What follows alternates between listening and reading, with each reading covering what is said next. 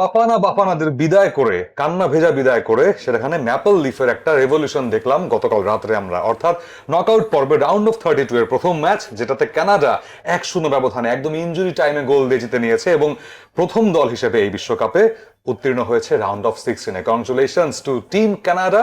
এবং আজকে আরো অনেক অনেক ম্যাচ আছে অবশ্যই, যখন দেখছেন ব্রাজিল জাপান চলছে এবং তার পরপরই ডেফিনেটলি জার্মান মেশিনদের মুখোমুখি হবে লাতিন আমেরিকার প্যারাগুয়ে, এবং দুটো দল একটা দেশের হয়ে খেলবে। সেটা কি, সেটা নিয়ে আলোচনা করব ডি বক্সে। শুরু হয়ে গেল আবারও ডি বক্স আপনাদের জন্য, যেটা দেখতে পাচ্ছেন চ্যানেল আই এর পর্দায়, এছাড়া ওটিটি প্ল্যাটফর্ম আই স্ক্রিনে এবং রেডিও ভূমিতে বাংলা ধারাভাষ্য শুনছেন এই বিশ্বকাপের। বরাবরের মতো যুক্ত হয়ে গেলাম আমি প্রান্তর, বলবীর প্রান্তর, এবং আমার সাথে আছেন আহমেদ বিন পারভেজ। ইয়েস, দুজনে চলে এলাম আবারও কিছু গল্প গুজব করতে। গল্পের তো শেষ নেই ডেফিনেটলি। সেখানে যাওয়ার আগে জানিয়ে দিতে চাই যে যখন শুট করছি তখন অবশ্যই ব্রাজিল জাপানের ম্যাচটাদের দিকে সবাই অনেক লক্ষ্য রাখছেন, বাট স্টিল আরো দুটো ইম্পর্টেন্ট ম্যাচ কিন্তু আছে ডেফিনেটলি। যেটা বলছিলাম যে জার্মান মেশিনের মুখোমুখি হবে প্যারাগুয়ে, এবং প্যারাগুয়ের কোচ তিনি বলেছেন মুখোমুখি হওয়ার আগে যে আমরা একটা স্মরণীয় বিশ্বকাপ পেতে চাই এবং উপহার দিতে চাই এই বিশ্বকে, এবং সেটা পরাক্রমশালী জার্মানিকে কাঁদিয়ে, জার্মানিকে হারিয়ে। সম্ভব নাকি সেটা? খুব একটা বেশি যে সম্ভব সেটা অনেকে বিশ্বাস করবেন না, তবে এবারে বিশ্বকাপটাই আসলে অসম্ভবের একটা বিশ্বকাপ। যেভাবে কেপ ভার্দে উঠে চলে এসেছে রাউন্ড অফ 32-তে, এটাও আসলে অনেকে এক্সপেক্ট করেনি। তবে প্যারাগুয়ে, তাদের কিন্তু নকআউট ফেজে আসার অভিজ্ঞতা রয়েছে এর আগে। তবে নকআউট ফেজে তারা মাত্র একটা ম্যাচে জিতেছিল পুরো বিশ্বকাপের হিস্ট্রিতে। যদি চিন্তা করি 2010 সালে জাপানের বিরুদ্ধে একটা ম্যাচ, যেখানে রাউন্ড অফ 16-এ প্যারাগুয়ে জিতেছিল পেনাল্টিতে, এবং সেখানে কিন্তু কোনো গোল তারা দিতে পারেনি। নকআউট ফেজে গোলের সংখ্যা 0 প্যারাগুয়ের এখনো পর্যন্ত। এবং আরো একটা বিষয় যেটা, সেটা হচ্ছে তারা কোনো ইউরোপিয়ান দলের সাথে কোনো ম্যাচ বিশ্বকাপে জিততে পারেনি। সো এই যে একটা আক্ষেপ, সেটাকে কি ঘোচাতে পারবে? অনেক কিছু তাদের বিরুদ্ধে কথা বলছে, তবে তাদের কোচ যেহেতু বলেছেন স্মরণীয় করতে চান, দেখা যাক তারা আসলে নতুন কোনো কিছু নিয়ে আসতে পারেন কিনা। কারণ আপনি সুদর্শন ফুটবলারদের একটা তালিকা যদি করেন, প্যারাগুয়ের একটা সময় রকি সান্টা ক্রুজ ছিলেন, অনেকে তাকে টম ক্রুজের সঙ্গে তুলনা করতেন। সো ওই যুগ আর নেই, বাট এখন রয়েছেন অ্যাসিস্ট মেশিন এনসিসো, তার একটা ক্রিয়েটিভিটির জায়গা থাকতে পারে, এবং আরো বেশ কিছু খেলোয়াড় রয়েছেন যারা আসলে ইমপ্রেস করতে পারেন। বাট ওভারঅল প্যারাগুয়ে পুরো টুর্নামেন্টেই সোফার 3 ম্যাচ থেকে দিয়েছে 2টো গোল।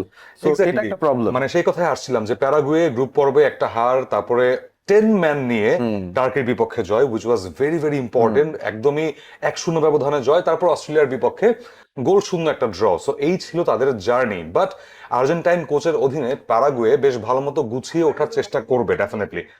কামিং ব্যাক টু জার্মানি, জার্মানির এই গ্রুপ স্টেজের যাত্রাটা এত রকমের অ্যাডভেঞ্চারে পরিপূর্ণ ছিল। 7-1 ব্যবধানে কুরাসাওকে উড়িয়ে দিয়ে শুরু, তারপরে 2-1 ব্যবধানে আইভরি কোস্টের সাথে ড্র করতে করতে, ইনফ্যাক্ট হারতে হারতেও জয় পেয়েছে সেই ম্যাচটাতে, এবং লাস্ট অফ অল সে ইকুয়েডরের কাছে তো হেরেই বসেছে জার্মানি। সো এই যে আমরা বলছিলাম যে জার্মান মেশিনরা এইবার কিছু করে দেখাতে পারে ডেফিনেটলি, তাদের স্কোয়াডটা কথা বলছে তাদের হয়ে, বাট তাও কোথায় যেন সেই জার্মান মেশিনের ছন্দটা নেই, সেই গতিটা নেই। কি হলো জার্মানির?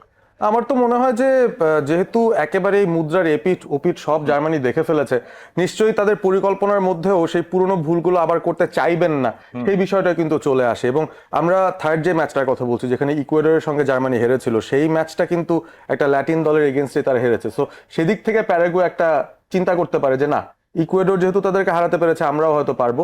বাট আমার কাছে মনে হয় যে এই জার্মানি দলটার মেশিন হয়ে ওঠার পেছনের মূল যে কারিগররা রয়েছেন, তাদের ক্যাপ্টেন জশুয়া কিমিখ, যথেষ্ট এক্সপিরিয়েন্স তার হয়ে গেছে। ম্যানুয়েল নয়ার তার শেষ বিশ্বকাপ খেলছেন, তিনি আসলে গোলবারে দাঁড়িয়ে খুব ইম্পর্টেন্ট একটা রোল হয়তো আজকে প্লে করবেন। মিডফিল্ডটা আমার কাছে মনে হয় আন্ডার পারফর্ম করেছে, কারণ মেচা এবং পাভলোভিচের যে মিডফিল্ড, আমার মনে হয় এর থেকে অনেক বেটার সার্ভিস তাদের দেওয়ার কথা। মেচা যদিও গোলের মধ্যে আছেন, তারপর আমি বলবো যে মূলত মিডফিল্ডার হিসেবে ম্যাচটা কন্ট্রোল করার দায়িত্বটা আসলে বেশি নেওয়া দরকার। আর ফ্রন্ট লাইন থেকে এই এদিক সেদিক করে গোল পেয়েছে তারা, 7 জন ডিফারেন্ট গোল স্কোরার আছে জার্মান দলটা, সেটা তাদের একটা অ্যাডভান্টেজ। কিন্তু দিন শেষে আসলে তারা ওই কুরাসাওয়ের ওই 7 গোল ড্রাবিংটাই মনে রাখতে চাইবে, বাদ বাকি জিনিস কিন্তু খুব একটা মনে রাখার মতো হয়নি। মানে আমি এখনো বলবো যে কুরাসাওয়ার বিপক্ষে 7-1 গোলের জয় দিয়ে আপনি জার্মানিকে এই বিশ্বকাপে যদি জাজ করতে চান, একটু ধন্দে পড়ে যাবেন। বিকজ আইভরি কোস্ট এবং সেখানে লাস্ট অফ অল ইকুয়েডরের সাথে তারা সেই ডেভিড উন্দাভের উপরে ভর করেই কিন্তু অনেকটা মনে হচ্ছিল যে তার উপরে ভরসা করছে, গ্যাম্বল করছে। কাই হাভার্স থেকে শুরু করে উইটস, তারপরে আরো যে গোল স্কোরাররা আছে, লিরয় সানে তো গোল পেয়েছেন, ইটস ফাইন, বাট তারপরেও সানে টাচ তার মনে হচ্ছে না কখনো। কিন্তু তাদের সবচেয়ে বড় মাথা ব্যথার কারণ হচ্ছে জশুয়া কিমিক এবং সেই ম্যানুয়েল নয়ার। বিকজ বাউমানকে যখন জার্মান কোচ নাগলসম্যান অনেকদিন ধরে খেলাচ্ছিলেন টানা, হঠাৎ করে তিনি তার পছন্দের ম্যানুয়েল নয়ারকে নিয়ে আসলেন এবং ম্যানুয়েল নয়ার এই বিশ্বকাপ এখন পর্যন্ত ক্লিন শিট রাখতে পারেননি। রিমেম্বার যে কুরাসাও আছে তাদের গ্রুপে, মানে ছিল তাদের গ্রুপে। সো এই আজকের ম্যাচে কি নয়ারকে মানে সরানো যেতে পারে কিনা বা করবেন কিনা সাহসটা নাগলসম্যান? আমার মনে হয় না সেটা করবেন। নয়ারই থাকছেন, নয়ারই থাকবেন, এবং আমার মনে হয় যে জার্মানি খুব জলদি তাদের ভুলগুলো শুধরে নেয়। সুতরাং যেহেতু শেষ ধাক্কাটা তারা শেষ ম্যাচে খেয়েছে গ্রুপ পর্বের, আমার মনে হয় তারা ভুলগুলো শুধরে নেবে। দলে যদি কোনো পরিবর্তন প্রয়োজন হয় স্টার্টিং 11-এ, সেটাও তারা করবে, বাট নয়ারকে সরাবে না। আমার মনে হয় উন্দাভকে যদি তারা স্টার্ট করে ফেলে, আমি কিন্তু অবাক হব না। আর কাই হ্যাভার্টসকে অবভিয়াসলি, বিকজ হাভার্টসের একদম একটা গড়পড়তা বিশ্বকাপ যাচ্ছে। সো আমরা সেই দক্ষিণ আফ্রিকা কানাডার ম্যাচ নিয়ে কথা বলছিলাম। কানাডার সেই স্টিফেন ইস্তেকাও, আপনি 7টা উপাদানে বা 7টা উপমায় তাকে কিন্তু চাচ্ছিলেন রাঙাতে। আমরা কাউন্ট শুরু করি, লেটস কাউন্ট। নাম্বার 1, তিনি জার্সি নাম্বার 7 পরেন, জাস্ট লাইক ক্রিস্টিয়ানো রোনালদো। তিনি পর্তুগিজ এবং তিনি পর্তুগিজ দলের হয়ে এইজ লেভেলেও ফুটবল খেলেছেন। 3 তিনি পর্তুগিজ লিগ পোর্তোতে খেলেন, লাইক রোনালদো। 4 যদি বলি, তিনি এই কানাডা দলের ক্যাপ্টেনও, just like Ronaldo, standing but still captain definitely. 5 তার একটা দারুণ স্কিল আছে যে তিনি ডি বক্সের বাইরে থেকেও বুলেট শটস মারতে পারেন, যেটা তিনি সাউথ আফ্রিকার সঙ্গে মেরেছেন। 6 আর কি আছে? তবে তার jersey number 7, jersey number 7, yes বলেছেন, প্রথমে বলে ফেলা হয়ে গেছে। সো মানে আমরা আরো দুটো নিয়ে কথা বলছিলাম, বাট আরো দুটো মনে পড়ছে না এই মুহূর্তে। বাট ইয়েস, টপ মানে ক্লাস পারফরমেন্স তিনি দিয়েছেন এবং সেই টপ ক্লাস পারফরমেন্স দেওয়ার পরে স্টিভেন ইস্তেকাওকে নিয়ে কথা বলাটা, আই গেস ডি বক্সের বাইরে থেকে গোল করতে পারে, রোনালদোর মতো পছন্দ করে। সো আরেকটা নাম্বার 6 হয়ে গেল। কিন্তু তার পারফরমেন্সটা গতকালকে দুর্দান্ত ছিল। সেখানে লিয়াম মিলার ছিলেন, সেখানে তারপরে জোনাথন ডেভিড ছিলেন, আলফোনসো ডেভিসকে তাকে মানে গতকালকে কিন্তু অভিষেক করানো হয়েছে। সো এত এত মানুষের ভিড়ে স্টিভেন ইস্তেকাও, এটাও তো রোনালদোর আরেকটা লক্ষণ যে এত তারকার মধ্যেও আপনি নিজের প্রতিভায় বা নিজের আলোতে উদ্ভাসিত হবেন, ইজন্ট ইট?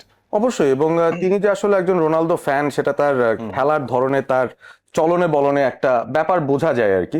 এবং তিনি যে আসলে কানাডার হয়ে খেলবেন সেই সিদ্ধান্তটাই নিয়েছিলেন প্রায় 2019-20 সালের দিকে। সুতরাং খুব বেশি দিন হয়নি আসলে তিনি কানাডার দলটায় আছেন, তবে এক্সপিরিয়েন্স রয়েছে তার।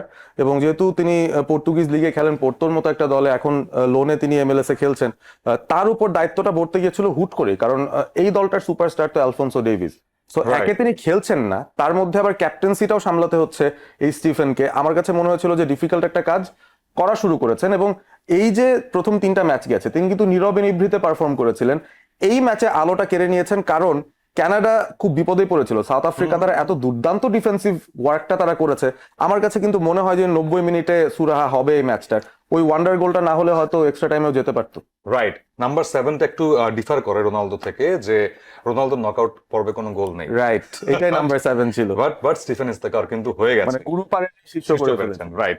So moving to another match, যেটা বলছিলাম যে একটা দেশের হয়ে দুই দল খেলছে। কিভাবে সেটা?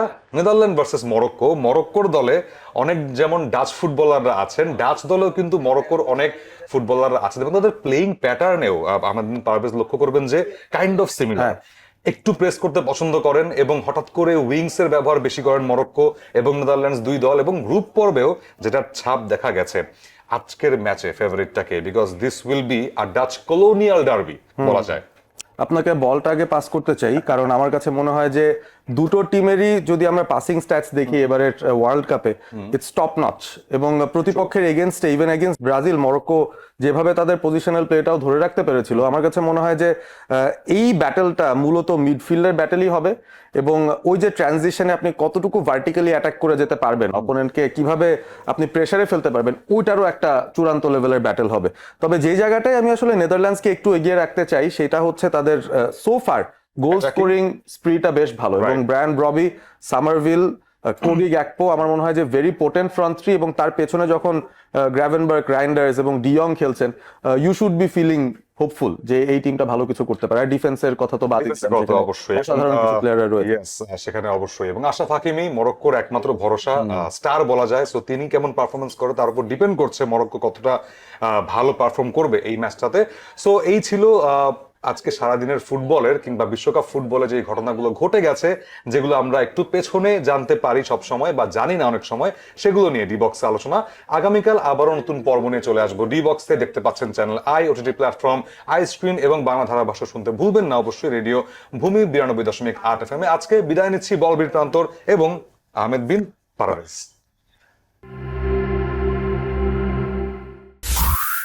রেডিও ভূমি 92.8 FM।